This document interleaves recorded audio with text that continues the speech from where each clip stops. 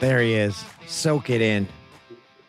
Buck, I told friends and family that I was talking to you today. Every single one of them wanted me to say hi and say that they missed you.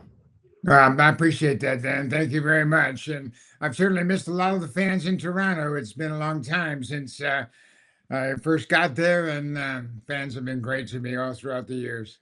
And how you feeling? Give us a health update because I know it's nothing but good news right now. Yeah, I'm feeling really good.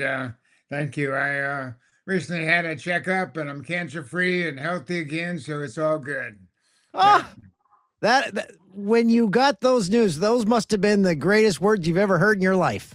Yeah, they sure were. As disappointing as it is to hear that you have to deal with cancer, it was also very uplifting to find out that that's no longer the case. So, what do you miss? What don't you miss about being on the road with the team and calling the games?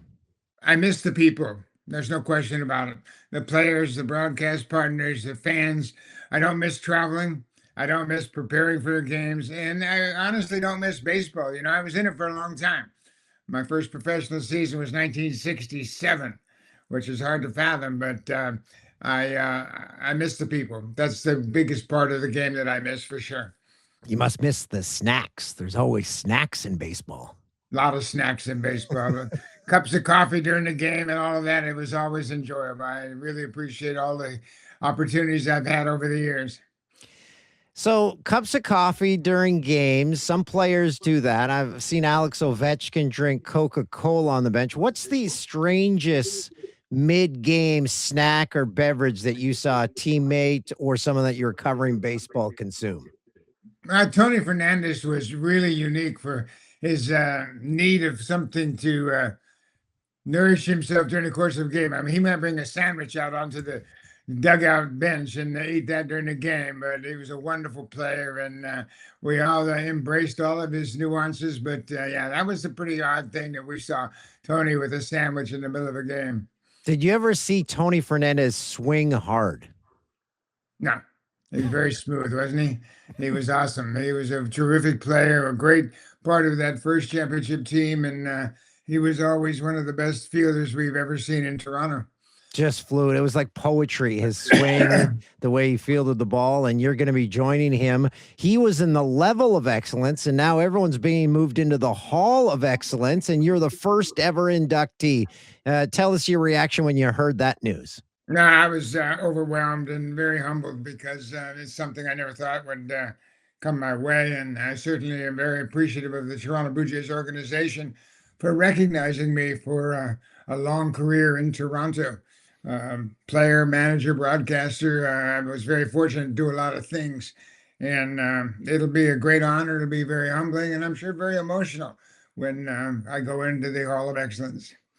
You have a very unique bobblehead. As you said, you as a manager, a player, and a broadcaster. Before they had the final rendition of it, did you get a glimpse of it before they put it out to the market No, I for the didn't. fans? The Blue Jays are always very good at designing these bobbleheads, and I was very pleased when I saw the final product. It turned out very nice. They say dream big when you're a kid. When you started playing baseball or whatever age you started at, dreams don't get as big as what you accomplished. No, Dan, I never ever thought about, even didn't think about playing professional baseball. When I finished my high school career, it was 1966, and I didn't get drafted. So I went to junior college figuring that I'd just continue to play because I loved to play. And I had a great year in junior college and got drafted by the Phillies and signed, but I never ever thought I would play 17 years, nor manage in the big leagues, nor manage the World Baseball Classic team for Team USA, or have a long broadcasting career. I mean, it's beyond my wildest imagination what's happened to me. Had you ever been to Canada before you joined the Jays? Yes, as a visiting player.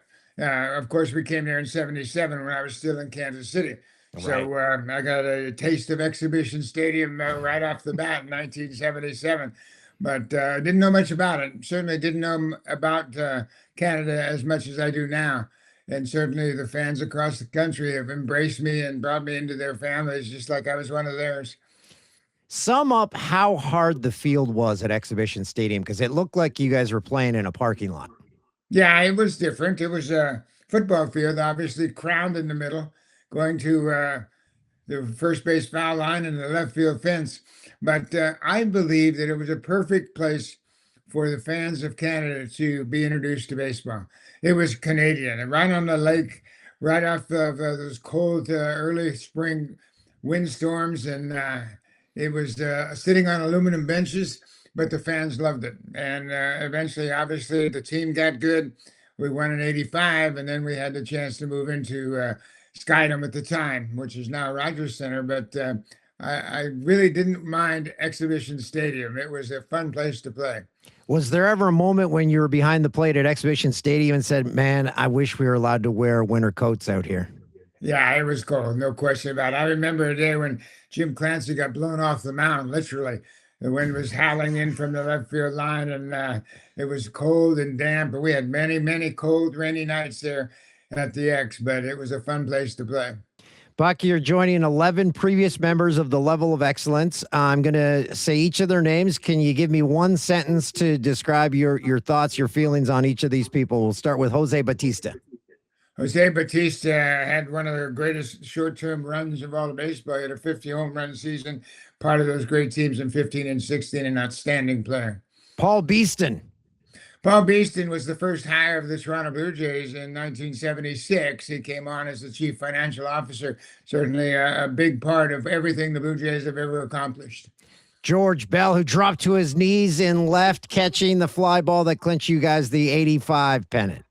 George Bell, in my mind, was the best clutch hitter in Blue Jays history. He could drive in big runs when you needed it and had a 3 home run day in Kansas City. All those home runs came against Brett Saberhagen. Joe Carter. Joe Carter, of course, hit the biggest home run in franchise history. And in Game 6, he hit the home run off Mitch Williams of the Phillies. And I'll never forget Tom Cheek's great line, touch 'em all, Joe. You'll never hit a bigger home run. And Tom Cheek, he's the next on the list. Tom Cheek was a big part of my life, and certainly a big part of why I became a broadcaster. I began my broadcasting career doing postseason games with Tom. He was outstanding. Oh, he had such good pipes. Carlos Delgado, man, the sweetest swing I've ever seen. Yeah, Carlos was a terrific player and a great young man. We'll all remember his 4 homer game. He was a great slugger, a first-class person. It'll be great to see Carlos again. Tony Fernandez. Sweet fielding Tony Fernandez, a Gold Glover and a terrific personality, a great sense of humor, and one guy that I really miss an awful lot. Cito Gaston. Cito was a terrific hitting coach and became, of course, a great World Series championship manager. He had a lot to do with the great success of those teams in '92 and '93. Pat Gillick. Pat Gillick was the architect of putting this team together. He designed the Blue Jays after the LA Dodgers and felt like the farm system was the backbone of a team. And he has won in 3 different places. So all you need to know about Pat Gillick, he is truly a Hall of Famer. Roy Halladay. Doc Halladay, a terrific prospect. We made a transition with him and I went back down to the minor leagues. He wasn't too happy with me, but he came back and he was a phenomenal pitcher, one of the best in franchise history. And finally, Dave Stieb. I believe Dave Stieb was the best pitcher in franchise history. He certainly didn't have a great team behind him in the early '80s, but he was an all-star starter many times. He had the best slider I've ever seen, certainly a wonderful competitor, and truly one of the best pitchers I've ever caught. Is he misunderstood? Because whenever you hear about Dave Stieb, people say, yeah, he was tough to get along with. Yeah, he was a great competitor. I think that's why he was tough to get along with. We weren't as good as Dave Stieb at the time, and he was a star. And I think that had he pitched with those great teams when he was healthy in the midst of his career, he would have been a 25 to 30 game winner. So to be in the hall with all of those names, I don't think I'd be able to wrap my head around it because your name, your image will live for the entire history of the Toronto Blue Jays permanently. Yeah, it's pretty awesome. I never envisioned staying in Toronto as long as I did. I was traded there in 1981. My last game was Game 7 of the 2025 World Series, and it's quite a run. I never envisioned that Toronto would be such a big part of my life. It has become, and I'm certainly humbled by the honor of going into that level of excellence. And finally, your thoughts on this year's team. The fans are stuck on trying to recreate last year's team that had the World Series run. I'm sure that's still in the players' minds, but it's something that is very tough to recreate. No question, it's very tough. The Dodgers are the exception in their ability to win back-to-back World Series. It hadn't happened since the Yankees in the early 90s, but it just reminds us all of how difficult it is to win. There were so many players on the 25 team that had career years. And in my mind, that was the greatest team for team chemistry that I've ever seen. They were all phenomenal. They wanted to win for each other. They hated to lose. And I think it all came together for them in one of the greatest World Series we've ever seen. Well, people got to see you here. They got to hear your voice because you are the face and you are the voice of baseball in Canada. You are truly missed, and we can't wait to see you on Saturday. I appreciate that very much, Dan. Great to be with you. And I look forward to Saturday with a lot of excitement. Good luck, and let the tears flow. Let them out. It feels good. Oh, I'm sure they will. Thank you.